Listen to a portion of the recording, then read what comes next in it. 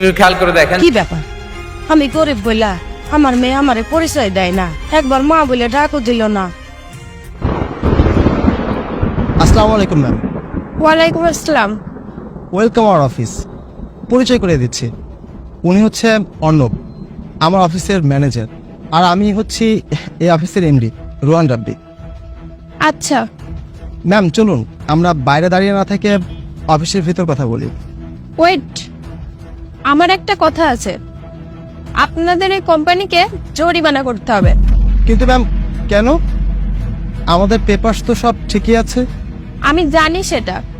আপনাদের অফিসের বুয়া আমার সাথে খারাপ আচরণ করছে, আমার কাছে ক্ষমাও চায়নি। কি বলছেন ম্যাম? খাওয়া তো অমন না। সে কেমন সেটা কি আপনার থেকে শিখতে হবে? যদি জরিমানা গুনতে না চান তাহলে এখনই তাকে বহিষ্কার করুন। ঠিক আছে, আমি এখন ওনার সাথে কথা বলছি। খালা, খালা এদিকে আসুন তো। কি ব্যাপার খালা, তুমি ওনার সাথে খারাপ ব্যবহার করেছো, ওনাকে সালাম দাওনি? দেখছেন দেখছেন কত বড় বেয়াদব মহিলা, তারপরে আমাকে সালাম দিচ্ছে না, ক্ষমা চাচ্ছে না। খালা তুমি ওনার কাছে ক্ষমা চাও, জানো উনি কে? উনি ম্যাজিস্ট্রেট। ওনার কাছে ক্ষমা চেয়ে ওনাকে সালাম দাও। আসসালামু আলাইকুম ম্যাডাম।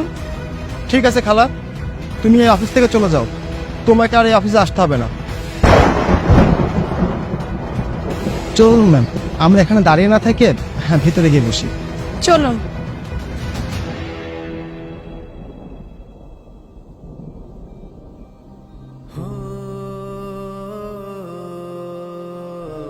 কিরে মা, তুই ম্যাজিস্ট্রেট হয়ে আমার চাকরিটা খেয়ে নিলে? আমি কি এমন অন্যায় করলাম? হ্যাঁ মা, আমি চাকরিটা তোমার খেয়ে দিয়েছি। শুনতে চাও কেন এমন করলাম?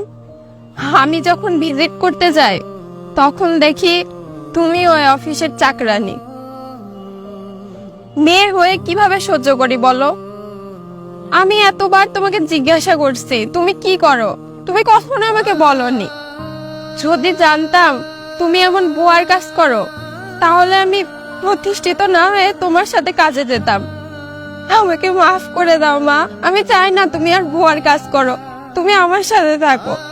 না রে মা, ক্ষমা করার কিছুই নেই। তোর কথা শুনে আমি বুঝতে পেরেছি। আমার বুকে আর কোনো কষ্ট নেই। আয় আমার বুকে আয়।